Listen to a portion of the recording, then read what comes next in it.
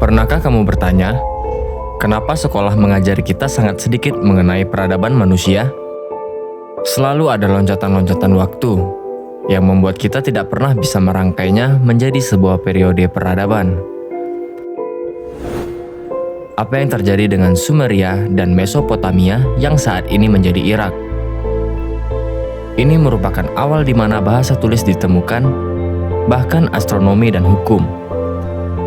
Bahkan ini bisa menjadi sebuah sejarah peradaban tertua yang pernah diteliti dan berawal di satu tempat. Mereka adalah pewaris dan pemberi pengaruh terhadap ilmu pengetahuan dunia. Bukan Atlantis, bukan Lemuria, dan bukan Sundaland, tetapi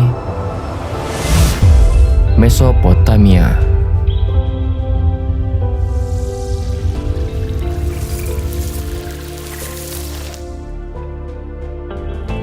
Mesopotamia adalah daerah subur yang terletak di antara Sungai Efrat dan Tigris. Jika pada zaman sekarang merupakan daerah Irak, Kuwait, dan Syria. Sungai Efrat dan Tigris merupakan sungai yang bersumber dari penggunungan Armenia atau Turki, dan keduanya berada di kewilayahan Mesopotamia. Dahulunya ini merupakan daerah yang baik untuk pertanian dan memiliki sumber daya alam yang sangat baik karena didukung oleh dua sungai besar sebagai penopang inti kehidupan. Sekitar 6.000 tahun yang lalu, daerah pertanian nan subur ini berubah menjadi salah satu kota terbesar di dunia. Di antaranya adalah Akkad, Babylon, Ur, Nineveh, Nimrud, Asud. Persaingan antar kota terjadi hingga akhirnya mereka bersatu di bawah kerajaan Akkadian. Seiring dengan berjalannya waktu, kerajaan Akkadia juga terpecah menjadi Assyria dan Babylon. Tanpa terasa, peradaban mereka semakin maju dan berkembang dengan pesat. Mereka mampu membangun ziggurats atau monumen besar di dataran tinggi, bahkan kuil Mamont yang dipergunakan sebagai tempat spiritual untuk berkomunikasi dengan Sang Pencipta.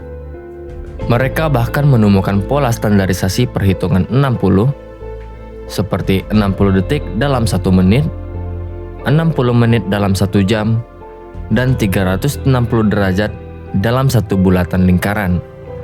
Sementara Babylon menggunakan pola perhitungan matematika mereka untuk menghasilkan peta dan mempelajari tata surya dan perbintangan. Mereka membagi 1 tahun bumi ke dalam 12 periode.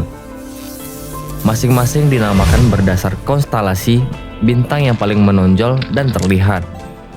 Ini dikembangkan oleh Yunani menjadi sebuah sistem zodiak dan mengembangkan lebih dalam dengan membagi menjadi 7 hari yang dinamakan sesuai dengan nama dewa kepercayaan mereka. Tapi salah satu penemuan paling berdampak adalah pola baca atau huruf.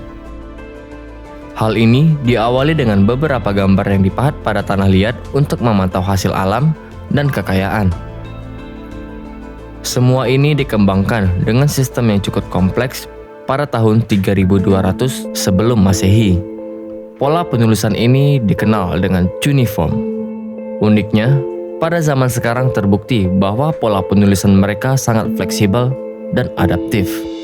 Penulisan awal ini juga digunakan untuk penulisan aturan dan hukum Raja Hammurabi yang kini menjadi landasan dalam perkembangan hukum modern. Tetapi, kemakmuran Babilonia juga menjadi awal dari kehancuran peradaban ini. Babylon terbukti menjadi sebuah negara yang sangat kaya dan melahirkan kecemburuan negara sekitar.